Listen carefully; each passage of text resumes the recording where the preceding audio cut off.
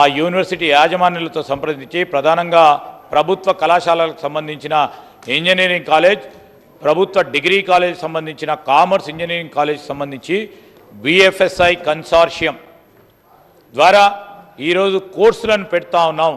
ఈరోజే ఉండే సార్ దానికి కూడా ప్రారంభోత్సవం, కానీ సమయం వల్ల రేపో లేకుంటే 17-18 తారీఖు నాడు BFSI కన్సార్షియంకి సంబంధించిన ఈ నైపుణ్యం విద్యా కోర్సుని ప్రారంభం చేయబోతా ఉన్నాం. ఇది మొట్టమొదటి రాష్ట్రం దేశంలోనే banking, financial services, insurance sector సంబంధించి దాదాపు ప్రతి సంవత్సరం 20,000 మందికి ఈరోజు ప్రభుత్వ కళాశాలలో పనిచేస్తూ ఉన్న మన చదువుతూ ఉన్న విద్యార్థులకు అందించే కార్యక్రమాన్ని చేయబోతా ఉన్నాం. దానికి సంబంధించి కూడా మరి ఫీజు ఏ విధంగా కట్టబోతా ఉన్నామంటే ఈరోజు సోషల్ గ్రూప్స్ను వారి ద్వారా ప్రతి ఒక్క విద్యార్థి ఈ కోర్సును ఎవరైతే సెలెక్ట్ చేసుకుంటారో వారికి కూడా ఫీజు కట్టించే కార్యక్రమం ఒక థర్డ్ పార్టీని కూడా ఇన్వాల్వ్ చేసి ముందుకెళ్తా ఉన్నాం అధ్యక్ష. అదేవిధంగా మా సోదరులు గౌరవ శాసనసభ్యులు హరీష్ బాబు గారు మాట్లాడారు. గవర్నర్ లేదా ఛాన్సలర్ అమెండ్మెంట్కు సంబంధించి మేము ఎమినెంట్ పర్సనాలిటీకి సంబంధించి మీరు చెప్పినట్టు తప్పకుండా ముఖ్యమంత్రి గారి ఆలోచన అదే.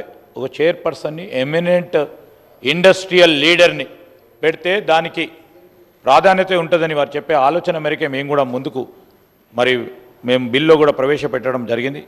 Hub and spokes model is our model.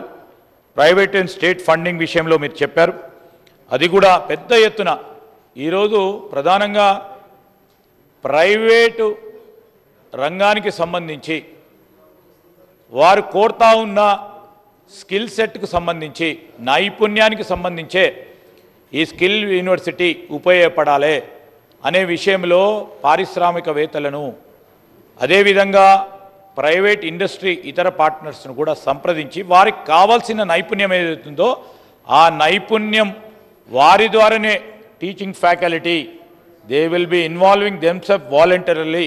All the industry leaders and there team will be involving themself in teaching and also making curriculum for this university.